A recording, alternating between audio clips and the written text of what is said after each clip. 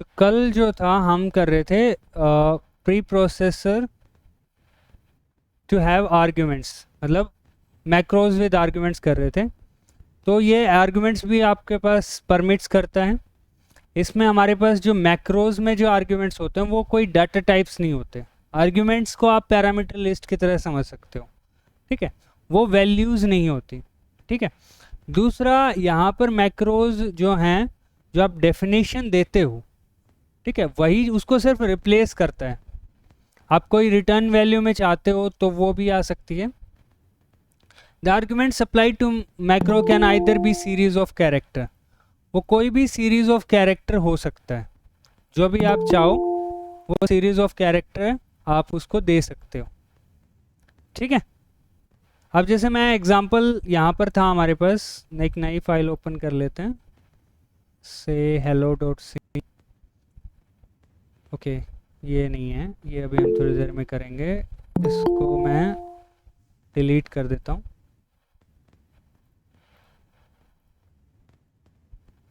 तो यहाँ पर मैं मैक्रो, हमारे पास मान लो पाई है, ठीक है, पाई की जगह मान लो मैं एरिया ले लूँ, एरिया, और इसमें मैं यहाँ पे जो पैरामीटर है, जो आर्गुमेंट है, वो मैंने आर दे दिया। आप चाहो तो दो भी दे सकते हो, कॉमा करके आर एस, ठीक है। और इसको डिफाइन क्या करोगे आप डिफाइन करोगे आर स्टार एस, ठीक है, कि आपने डिफाइन कर दिया कि एरिया क्या है, आर स्टार एस। अब यहाँ पर आप डिक्लेयर कर सकते हो float r is equal to say 10 and s is equal to say 9। और फिर आप क्या कर सकते हो, एक एरिया वेरिएबल और डिक्लेयर कर देते हैं यहाँ पर, एरिया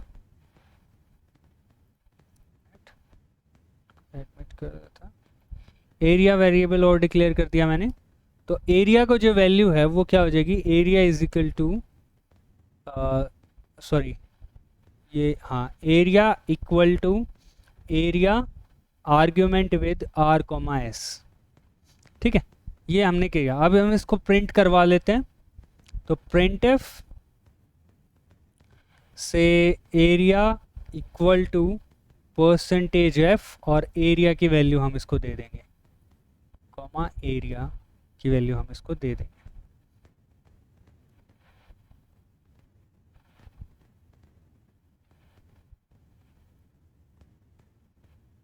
तो इसको कंपाइल करते हैं। ओके, यहाँ पे हमें कॉमा यूज़ करना था, हमें सेमीकोलन यूज़ कर दिया। तो ये एरर आप ठीक कर सकते हो। अब कोई एरर नहीं होना चाहिए, होप सो कोई एरर नहीं है। आप रन करोगे तो एरिया की वैल्यू 90 आ गई, ठीक है।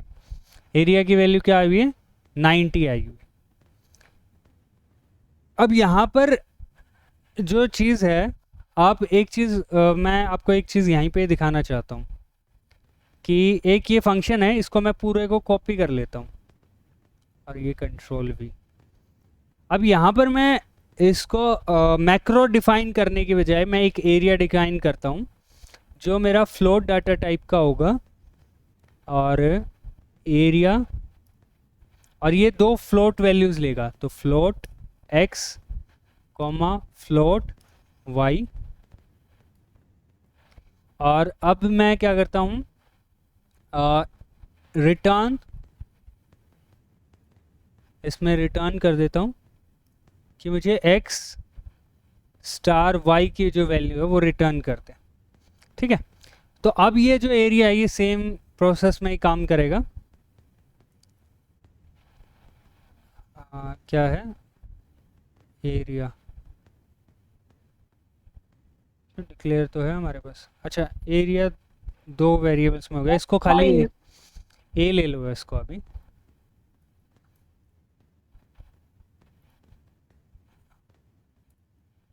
ए की वैल्यू प्रिंट कर लो,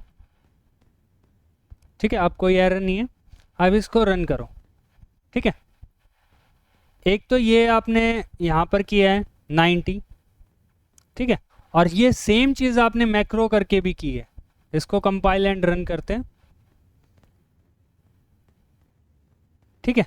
तो आप क्या कर सकते हो, मैक्रोज और फंक्शंस में कोई ज़्यादा फ़र्क नहीं है।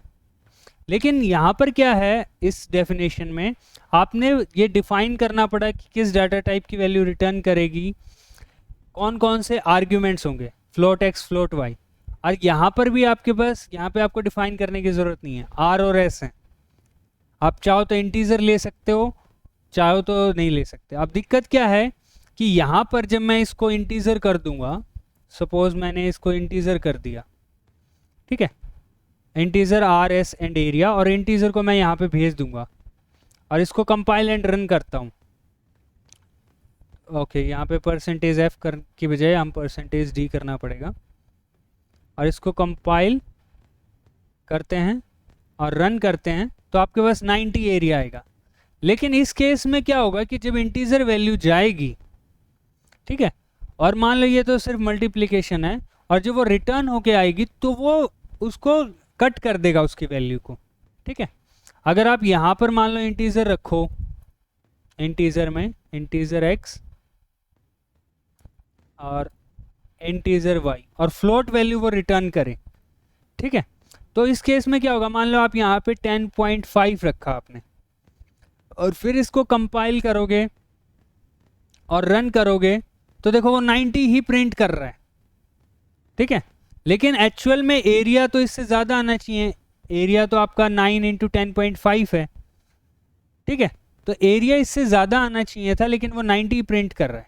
लेकिन अगर आप ये सेम चीज़ अगर आप मैक्रोज के केस में करते हो, मान लो आप यहाँ पर इसको फ्लोट ही रखते हो, फ्लोट आर को वैल्यू दे देते हो 10.5, और यहाँ पर सिर्फ जो है परसेंटेज वैल्यू ही प्रिंट करवाते हो, और अब आप इसको कंपाइल करते हो और रन करते हो तो देखो 94.5 वैल्यू वो प्रिंट कर रहा है। तो मैक्रोज के केस में ये प्रॉब्लम नहीं आती हमें कि हमारा आर्ग्यूमेंट फ्लोट जा रहा है या इंटीजर जा रहा है, उसको कोई मतलब नहीं होता, वो सिर्फ रिप्लेस करता है, ठीक है। उसने यहाँ पर आके इस एरिया को आर स्टार एस से रिप्लेस कर देना है। आर आपका चाहे फ्लोट हो इंटीजर हो, उसको कोई मतलब नहीं है, ठीक है। एरिया में वो वैल्यू को वो सेव कर देगा और यहाँ पे उस वैल्यू को वो प्रिंट करवा देगा। आई बात समझ में बच्चों कि मैक्रोज का क्या बेनिफिट होता है? Yes sir. मैक्रोज के सिर्फ बेनिफिट नहीं होते हैं, नुकसान भी होते हैं, वो हम अभी थोड़ी देर में पढ़ेंगे, ठीक है। तो ये तो आपका मैक्रोज विद आर्ग्यूमेंट्स हो गया। ये आपका एक एग्जांपल है, जैसे मैंने ए ले रखा है तो आप वो देख कर चुके हो, मैं एग्जांपल करवा चुका हूँ। अब आता है पैरेंथेसिस की इंपॉर्टेंस, ये बहुत ज़रूरी है, ठीक है। अब मैं इसका एग्जांपल आपको प्रोग्राम बना के ही दिखाता हूँ। सपोज हम डिफाइन करना चाहते हैं एक फंक्शन, स्क्वायर फंक्शन एस, तो आप जब भी ये करो SQUARE, ठीक है, और मैं दो मैक्रोज डिफाइन करूंगा। अब ये स्क्वायर फंक्शन क्या करता है, ये एक वैल्यू लेगा a, और रिटर्न में क्या करेगा, रिटर्न में करेगा a स्टार a, ठीक है, ये तो स्क्वायर फंक्शन करेगा। और दूसरा क्या करेगा, डिफाइन SQR है, वो URE नहीं है, ये क्या करेगा, ये रिटर्न करेगा b शिफ्ट के साथ स्टार b। अब आप लोगों को लग रहा होगा कि दोनों ही सेम मैक्रो हैं, लेकिन फ़र्क कहाँ आएगा? अब देखो फ़र्क कहाँ आएगा वो देखो। अब मैं क्या करता हूँ, फ्लोट को r को वैल्यू दे देता हूँ 10, s को 9, s को मैंने 9 वैल्यू दे दी और एरिया कर दिया। अब यहाँ पर मैं एरिया की वैल्यू जो है, ठीक है, वो एक तो मैं डिफाइन करता हूँ SQURE square of R plus S, एक तो मैं करता हूँ R प्लस एस, ठीक है, ध्यान से देखना।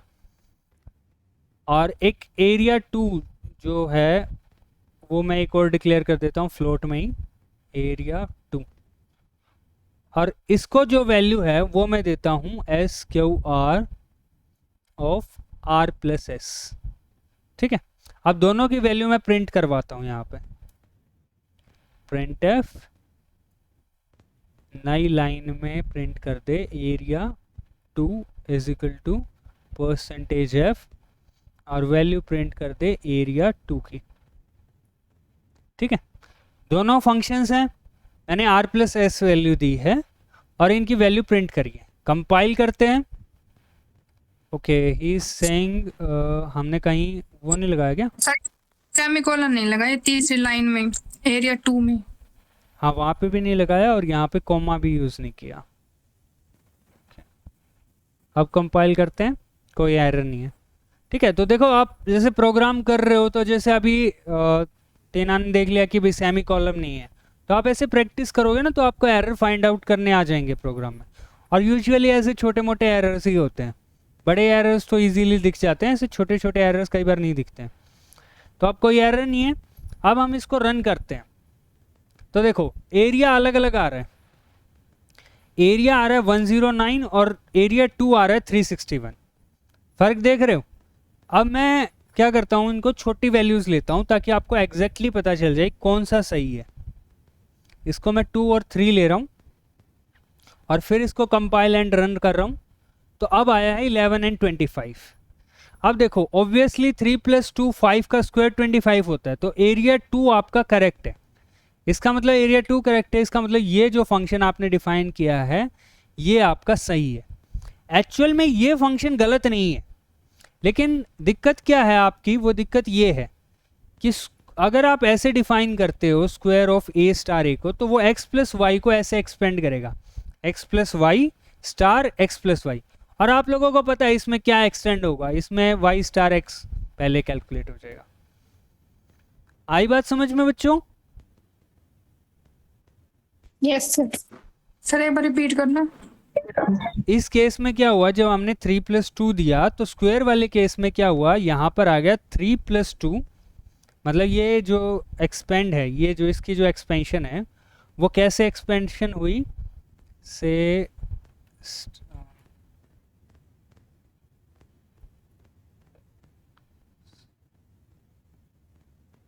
क्या यूज करते हैं, हाँ, इसकी जो एक्सपेंशन हुई वो एक्सपेंशन हुआ area is equal to square of r plus s की जगह वो इसको रिप्लेस करेगा, तो वो एक्सपेंशन हुआ r plus s star r plus S.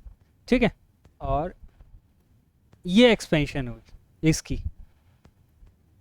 मैंने कहा क्या था कि मैक्रोस रिप्लेस करते हैं, तो वो ए को किससे रिप्लेस कर देगा, आर प्लस एस से, तो आर प्लस एस से कर दिया उसने, और दूसरे ए को भी आर प्लस एस से कर दिया। तो आपके पास क्या कैलकुलेट होके आया फिर फर्दर, आर की वैल्यू क्या है आपके पास, 2 + 3 स्टार 2 + 3। और इसकी वैल्यू आपको बताई है कि क्या होगी, बताओ जल्दी से, इसकी वैल्यू क्या होगी। ये पहले 3 × 2 = 6 और फिर 5 11 आएगी वैल्यू। ठीक है, लेकिन इस केस में क्या हुआ, जो एरिया है वो कैसे एक्सपेंड हुआ, ब्रैकेट लग गई, क्योंकि ऊपर देखो ब्रैकेट है, तो वो हुआ r plus s star r plus s. ठीक है, तो उस केस में पहले आर प्लस एस कैलकुलेट होंगे, जो कि होंगे 2 + 3 5 स्टार 5, तो आपके पास आंसर आ जाएगा 25। ठीक है, आया बच्चों ये चीज समझ में, पैरेंथेसिस की इंपॉर्टेंस। Yes sir. ओके, तो यहाँ पर ये आपकी पैरेंथेसिस का इंपॉर्टेंस आ गया। ये मैंने एग्जांपल वाई चीज़ दे रखी है। ठीक है, ये इसका आउटपुट आएगा, वो मैंने एग्जांपल से ही समझा रखा है, जो आपको समझा दिया है। अब आता है मैक्रोज और फंक्शन का, जो बहुत बड़ी चीज़ है। ठीक है, यही चीज़ है कि हम मैक्रोज यूज़ कर लें या फंक्शन यूज़ करें। तो आपका आंसर है अ फंक्शन हैविंग 1 लाइन। अगर किसी फंक्शन की 1 लाइन है, एक ही लाइन का फंक्शन, स्क्वायर फंक्शन को आप 1000 बार कॉल करते हो इस स्क्वायर फंक्शन, तो क्या होगा, कॉलिंग नहीं होगी, वो हर बार क्या करेगा, यहाँ पे भी उसको स्क्वायर दिखा, उसको रिप्लेस कर देगा इस डेफिनेशन से, ए स्टार ए से। ठीक है, तो इससे क्या हो जाएगा, ए स्टार ए से बार बार रिप्लेस करते जाओगे तो फाइल का साइज बढ़ जाएगा, क्योंकि आपके पास वो कोड में आ गई है, वो फाइल जो है वो कोड में आ गई है। आई बात समझ में बच्चों? Yes, sir. जैसे मान लो, अभी मैं एक और देखता हूँ, एक और एग्जांपल लिखता हूँ। मान लो आप एक बार तो आपको ये करना पड़ जाए एक बार के लिए कि से आप फंक्शन को कॉल कर रहे हो, ए ऑफ फॉर लूप चला देते हैं, integer i equal to 1, i is less than equal to 100,000 कर देता हूँ, ठीक है, आई प्लस प्लस, ठीक है, और यहाँ पर मैं एरिया कर देता हूँ, से स्क्वायर कर देता हूँ, SQR, ठीक है। ये मैं सिर्फ एक एग्जांपल के लिए बता रहा हूँ, इसमें साइज़ का कोई फ़र्क नहीं पड़ेगा क्योंकि फंक्शन एक ही बार लिखा जाएगा।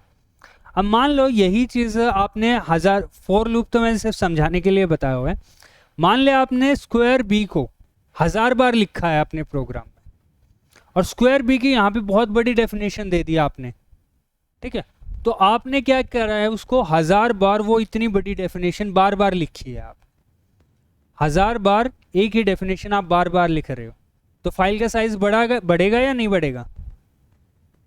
आप एक ही चीज को बार बार लिखते जाओगे तो वो फाइल का साइज तो बढ़ेगा ही।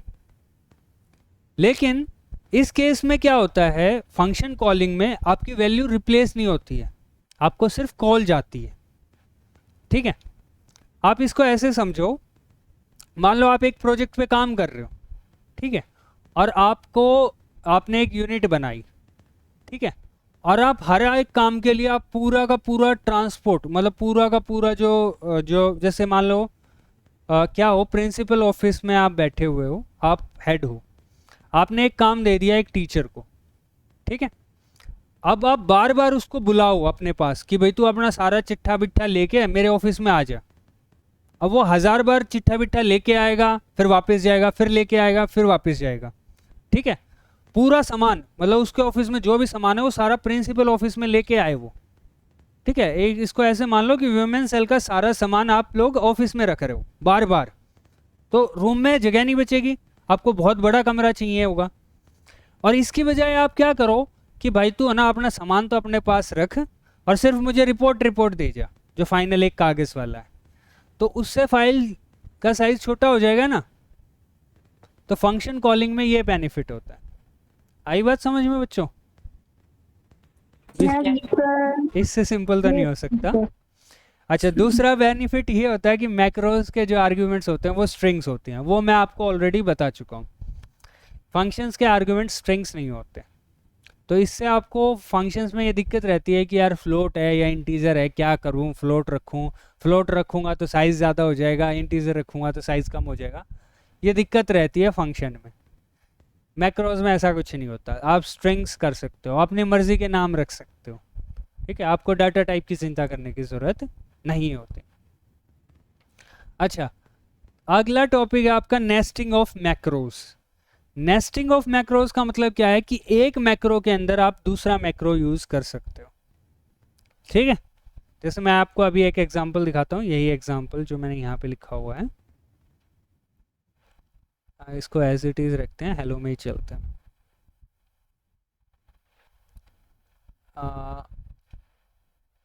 इसको भी डिलीट कर देते हैं और इसको भी डिलीट कर देते हैं। अब मैं पहला मैक्रो डिफाइन करता हूँ, हैश डिफाइन कन्वर्जन, और इसको मैं डिफाइन करता हूँ ऐसे, इसका मतलब ये है कि %d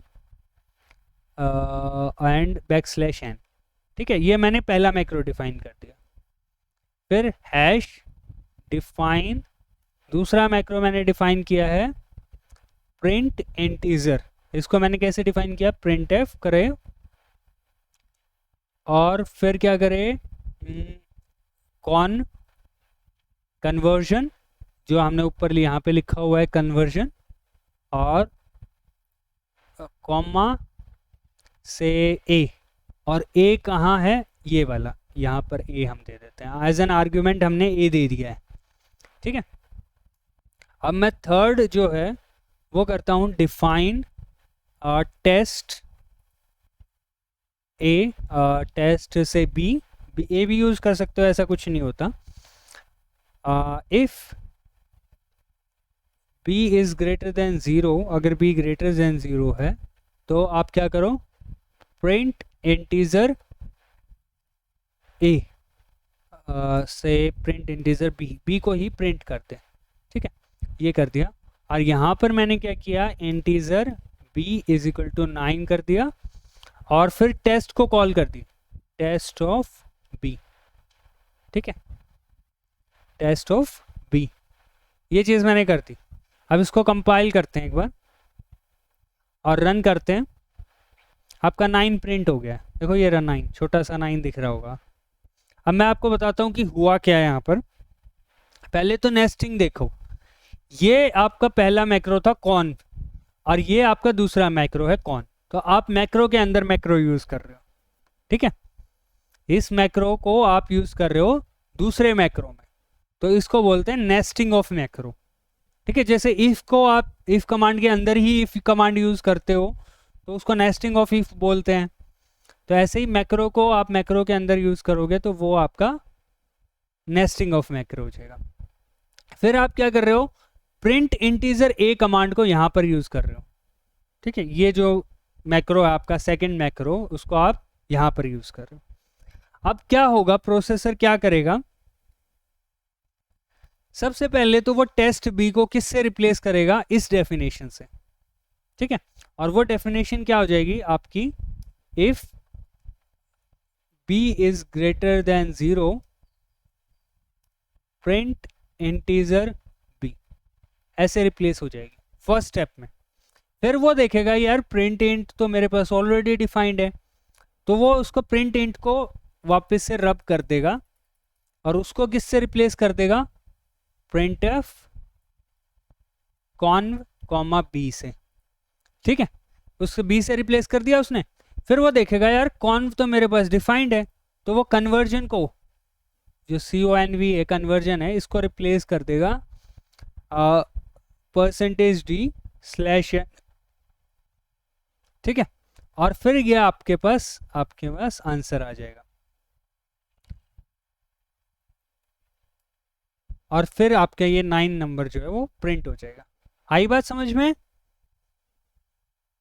अब चाहो तो यहाँ पर ये भी दे सकते हो x इक्वल टू, चाहो तो, ठीक है, इस केस में क्या होगा, जो आपका प्रिंट होके आएगा वो, तो x इक्वल टू 9 प्रिंट हो जाएगा, तो उस केस में जो कन्वर्जन है वो यहाँ पर x इक्वल टू रिप्लेस हो जाएगा, ठीक है, ये जो कमांड है ये इस टाइप से रिप्लेस हो जाएगी। तो आप एक मैक्रो की डेफिनेशन को दूसरे मैक्रो के अंदर भी यूज कर सकते हो, ठीक है।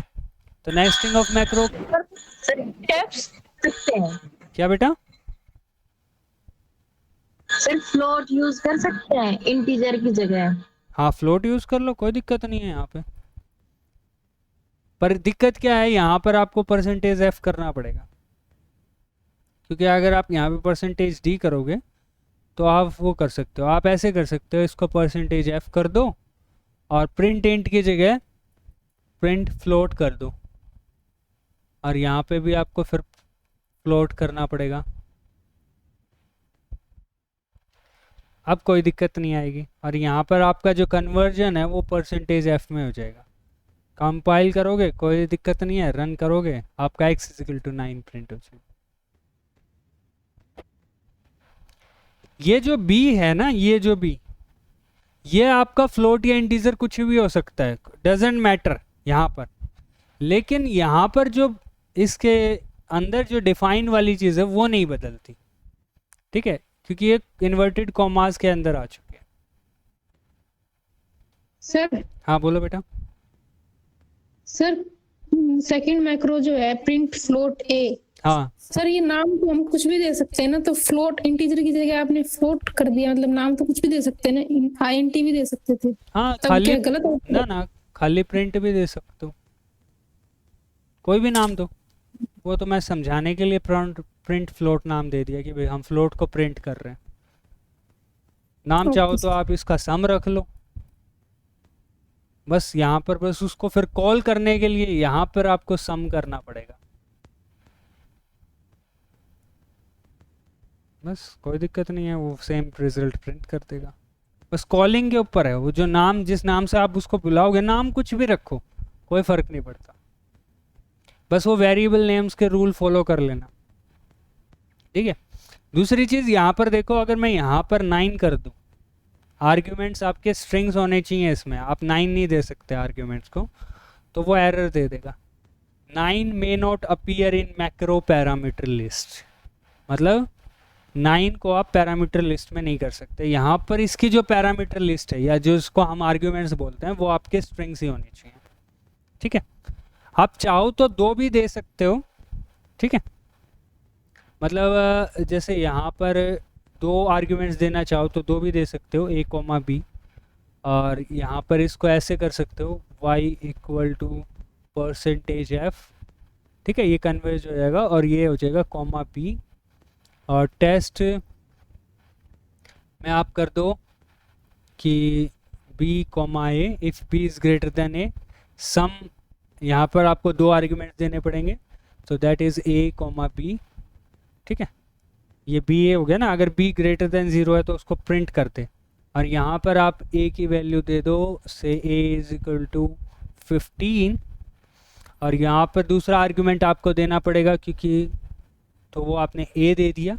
अब आप इसको कंपाइल करो, रन करो, तो आपके पास प्रिंट हो जाएगा x 15 एंड y 9, ठीक है।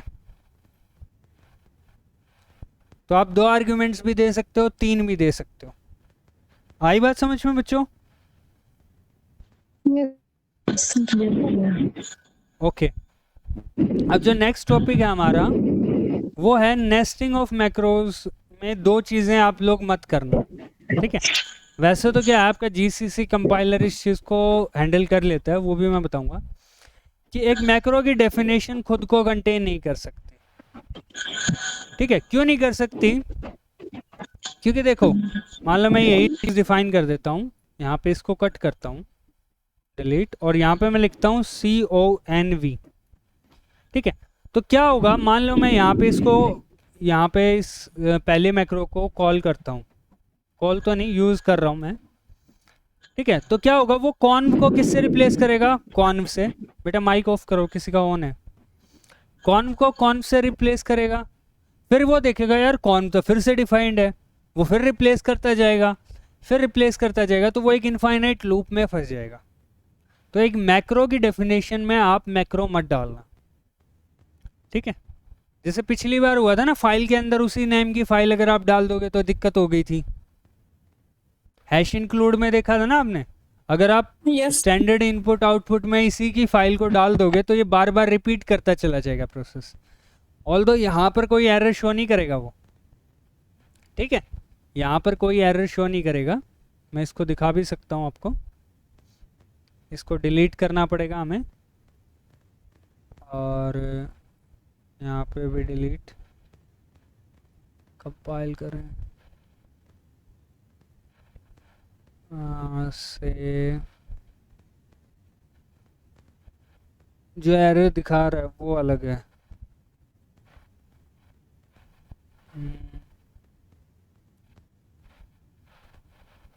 इसको कॉल ही नहीं करते हैं, इसको कॉल ही नहीं करता, कंपाइल करते, तो देखो कोई एरर नहीं यूज़ कर रहा हो, सो मतलब इस टाइप का कोई एरर नहीं है। हम ये कर देते हैं सम ऑफ x कॉमा y, और इसको नहीं, infinite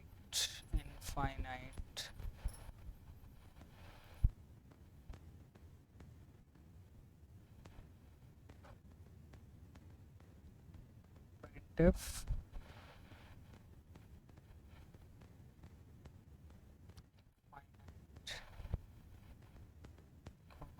finite, I hope so ये काम करें।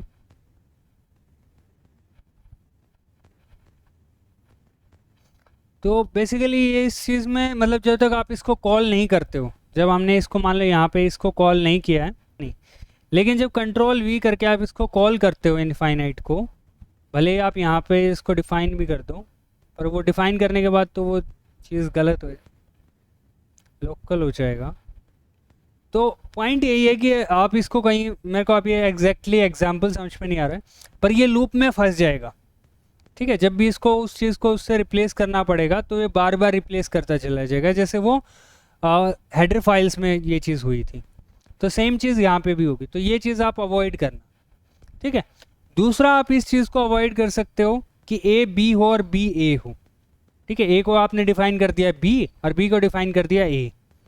ठीक है, दोनों ही इनफाइनाइट लूप क्रिएट कर देंगे, लेकिन प्री प्रोसेसर इसको अवॉइड कर सकता है कि वो ये डिपेंड करके कि भाई नेस्टिंग में कितनी बार करूँगा, मतलब एक लूप एक मैक्रो के अंदर एक मैक्रो में कितनी बार यूज़ करूँगा। ठीक है, 4 बार 5 बार 10 बार, क्योंकि ये लूप इनफाइनाइट चलता रहेगा। अब वो क्या करेगा, ए को बी से रिप्लेस करेगा, फिर देखेगा यार बी भी डिफाइंड है, बी को ए से करेगा, फिर सोचेगा यार ए भी डिफाइंड है तो फिर ए को बी कर देगा, फिर बी को ए से कर देगा, ए को बी से कर देगा, ऐसे वो करता चला जाएगा। ठीक है बच्चों, तो ये चीज़ समझ में आई कि मैक्रो की जब नेस्टिंग करते हो तो उसको खुद को कंटेन मत करवाना, हमारे केस में वो एरर शो कर रहा है अभी, और या फिर एक इस टाइप के इनफाइनाइट लूप में मत उसको फंसवा देना। ठीक है, दोनों चीज़ें क्लियर हैं? Yes sir.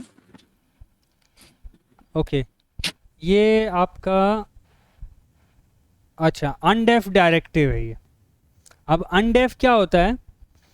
अनडेफ फंक्शन ये होता है कि अगर आप किसी फंक्शन को डिफाइन कर सकते हो तो उसको आप अनडेफ भी कर सकते हो, मतलब उसकी डेफिनेशन को ख़त्म भी कर सकते हो। और मैक्रो को करने के लिए अगर आपको ख़त्म करना है तो अनडेफ ही यूज़ करना पड़ेगा। ठीक है, तो डिफाइन आपका जो है वो डिफाइन करता है मैक्रो को, अनडेफ उसको डिलीट कर देता है। जैसे यहाँ पे मैंने ये एग्जांपल लिया हुआ है, hash include studio dot H, C को मैंने 4 डिफाइन कर दिया, फिर मैंने सी की वैल्यू प्रिंट कर दी और value is of c is equal to 4, फिर मैंने अनडेफ कर दिया, फिर सी की वैल्यू 10 डिफाइन कर दी और उसको प्रिंट करवा दिया, तो value of C equal to 10 हो गई। आप यहाँ पर ये देख सकते हो कि जैसे मान लो मैं डिफाइन कर दूँ सी को 4 और दोबारा मैं इसको डिफाइन करने की कोशिश करूं, ठीक है, सी को मैं 10 कर देता हूं और फिर मैं प्रिंट एफ कमांड दे देता हूं value of C equal to से %d कॉमा सी की वैल्यू को प्रिंट कर दो। ठीक है, आप कंपाइल करोगे तो देखो वार्निंग आ गई, सी रीडिफाइंड, मतलब सी को आप रीडिफाइन कर रहे हो प्रीवियस डेफिनेशन से। तो इसलिए आपको क्या करना पड़ेगा, पहले इसको हैश अनडेफ सी करना पड़ेगा, मतलब सी को पहले अनडिफाइंड कर दो और फिर आप कंपाइल करोगे, कोई एरर नहीं है और आपका प्रिंट आ जाएगा value of C equal to 10। C equal to 10 तभी प्रिंट होगा जब आप इसके बाद उसको कहीं प्रिंट करवाओगे। इससे पहले अगर आप यहाँ पर वैल्यू प्रिंट करवाते हो, मान लो प्रिंट एफ